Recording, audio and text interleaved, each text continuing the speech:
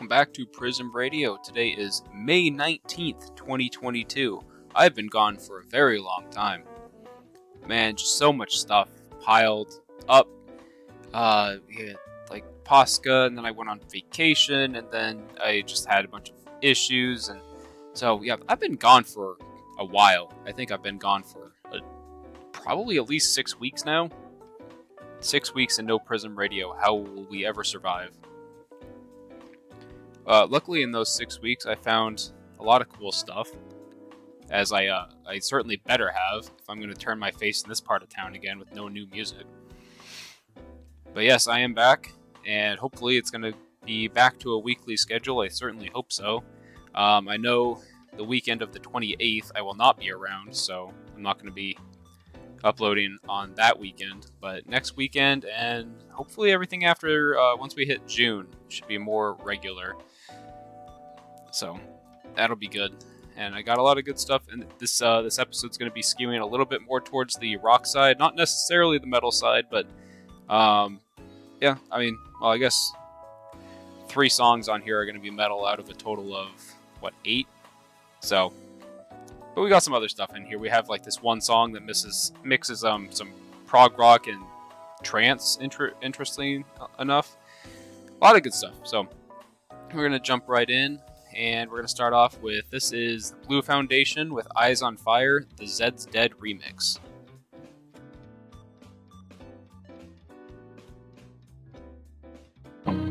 I won't soothe your pain. I won't ease your strain.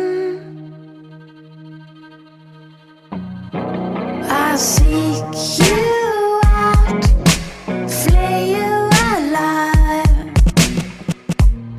One more word and you won't survive. And I'm not scared of your stolen power. See right through you anyhow. I'll seek you out, flay you alive. One more word and you won't survive. And I'm not scared of your stolen power. See right through you anyhow. I see.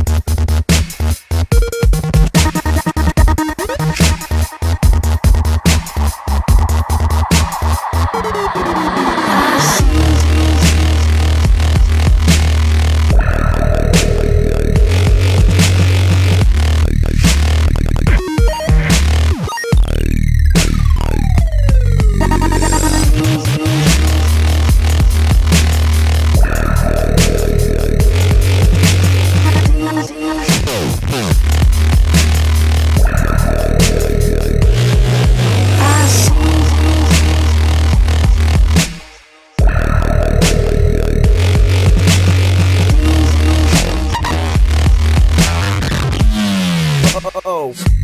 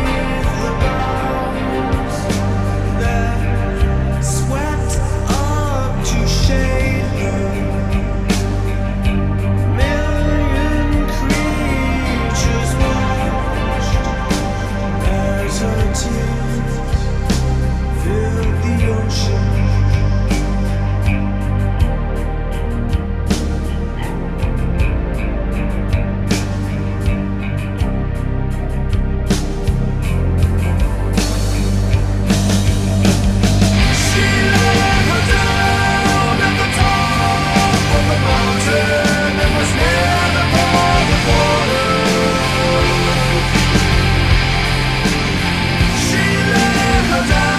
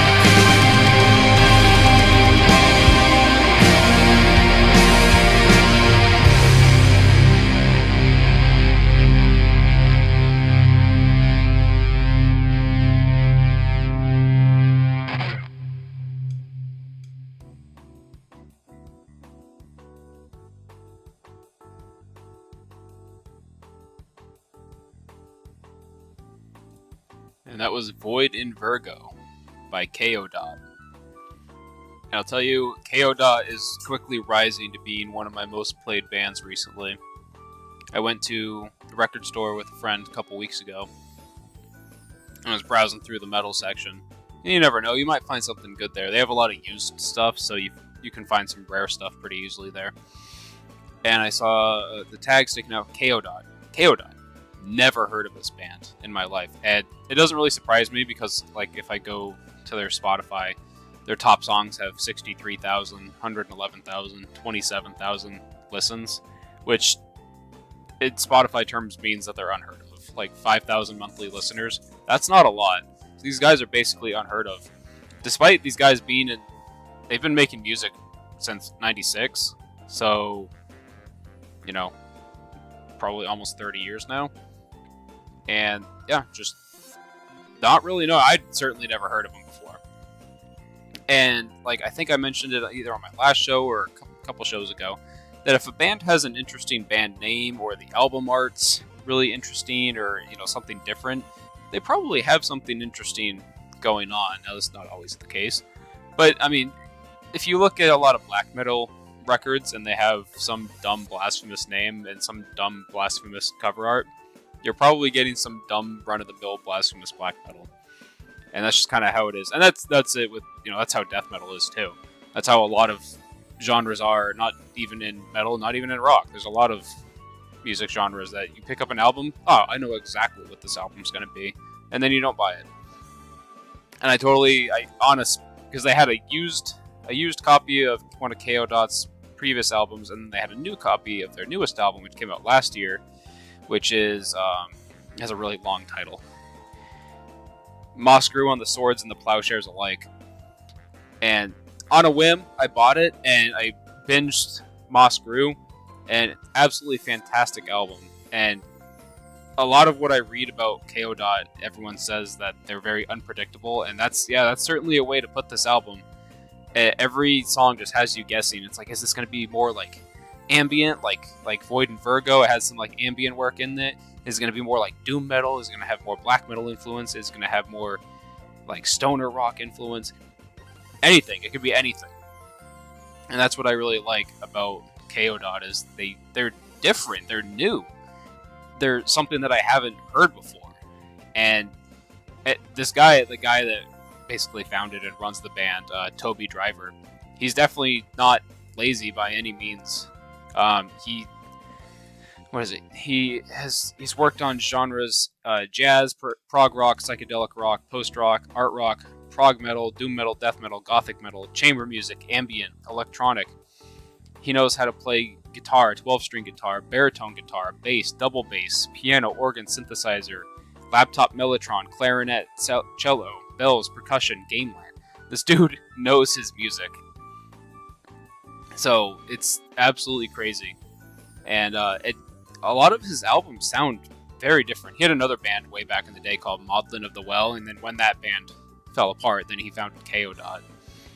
So very quickly rising to being one of my highest recommendations. So go check them out. They're super, super cool. And even if you're not into metal, that past song, they have something for everyone. They did a lot more classical stuff in their early days, but no matter what you like, you'll probably find something good in there. Fantastic band, KO Dot, check them out. Moving on, we're going to be heading to another new song that I discovered, and I think this is like a super group or something. Not entirely sure, but I know that they have some band members from a couple different other bands. Let me see if I can find it real quick. Soilwork, Cybreed. Yeah, so they're a little bit of a super group. I don't know if Soilwork is considered popular really anymore. But yeah, a really cool band, and another one of those kind of boss fight music bands. You'll see what I mean when it starts playing. This is Ascension by Obsidians featuring Steve Ferry.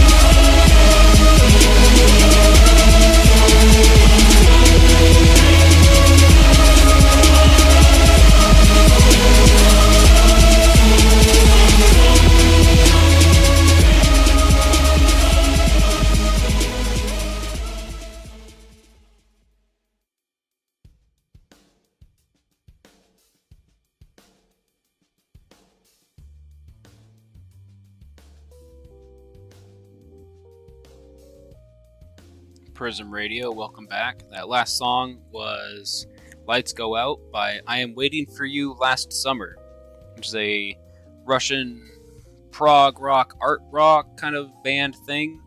Very interesting because, like I said, that was the song I mentioned where they mixed some like prog metal with trance, like psytrance, and even a little bit of that choir at the end. Very interesting. I haven't really seen any sort of bands mix metal and psytrance ever since Silent Descent, and that was probably at least 10 years ago, probably more, probably like 14 years ago. 14 years ago that I heard it. I don't even know if that album released earlier than that. That might have been like 2007. I should have played them on the show too. Maybe next week I'll play them. I don't even know if they're on Spotify. I totally forgot about them until now, actually. I used to really like psytrance, and for several years, probably through late middle school up through high school, and then I kind of fell off with it, and not for any specific reasons. I just a lot of psytrance just all kind of sounds the same, which goes back to what I said at the beginning of the show, that every genre, where there is genre, there's going to be generic, and I think psytrance just had that problem too much for me at the time. But there is good stuff out there, and I do like it when I hear it, especially if it's going to get mixed up with some prog rock. That was really cool. A lot of longer songs on this show today. Going on, this next song I heard on college radio, which is really, really hit or miss, especially where I live. You turn on college radio, and sometimes I turn it right back off again. And sometimes you hear some interesting stuff on there, though, because when you get a bunch of like college hipsters that think they're really, really so much better than everyone else, you're gonna find some interesting music or something at least. And that they did, and it's kind of like an indie rock song, but it's like lo-fi, so it's a little bit crunchy, like true cold black metal back in the day. I always kind of like that sometimes. This is a dumb statement, whatever. This next song, it's All a Memory by Deserted.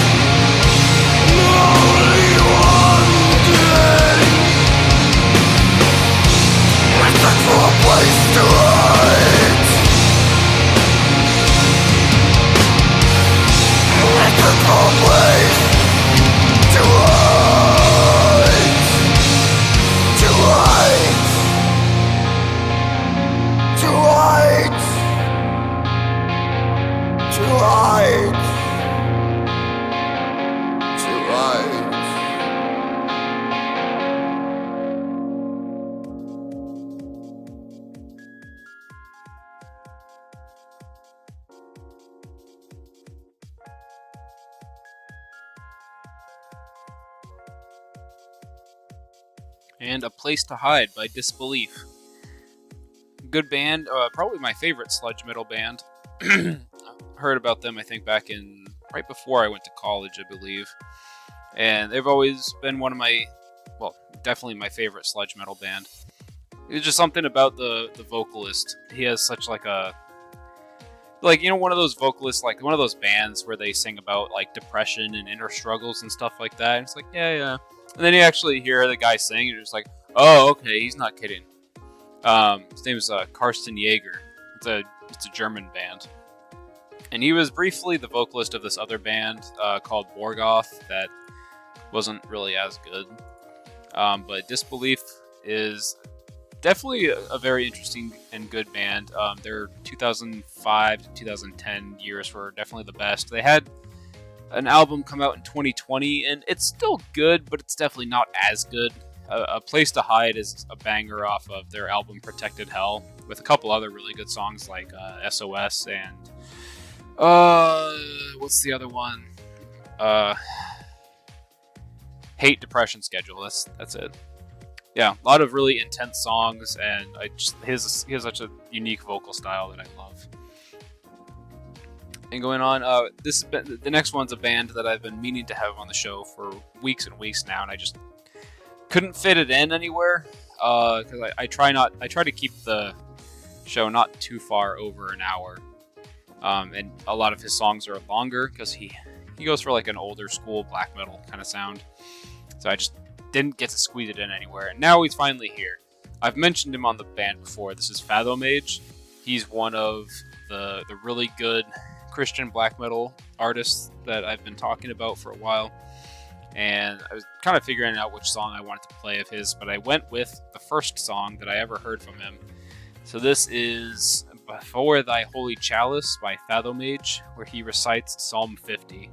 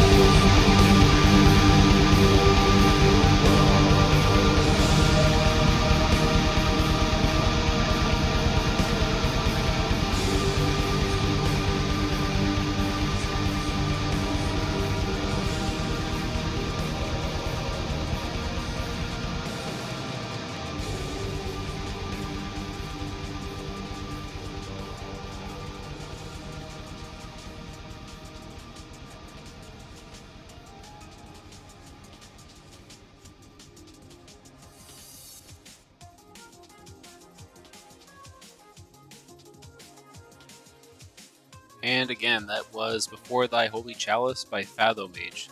Absolutely love his music. It's such a good recreation of like the scratchy, lo-fi, old school black metal sound that we got way back in the 80s and the 90s. But this album only came out, I think, last year? 2020 or 2021, I believe. And I believe he's from Australia. Maybe that explains why it sounds so bad. And but no, a lot of he did some like ambient work. He did some like ambient Orthodox music, but then he also did some ambient Lord of the Rings stuff, which I don't know anything about really. But this album is super good. Martyrdom's another really good song from it, but he just has such a everything about it is just such a pure old school black metal sound, like the lo-fi, the scratchy production, the guitars, the vocals for sure are straight out of like the early 90s. And a lot of pretty much all his songs are, I believe, either straight from scripture or straight from regular common prayer, which is really awesome. So check him out, because I know he's very unheard of, barely scratching the surface on any sort of radar. And yeah, check him out, give him some love. And I don't know if he's into like music, like a cinema score production, like if he actually wants to work on film projects, because he did the Lord of the Rings album.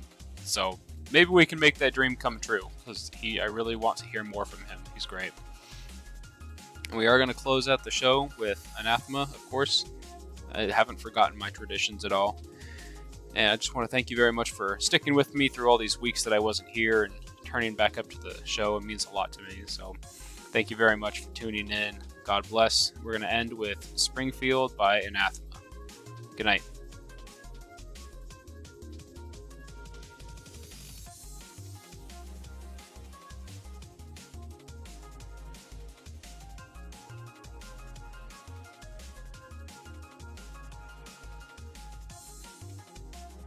Mm-hmm.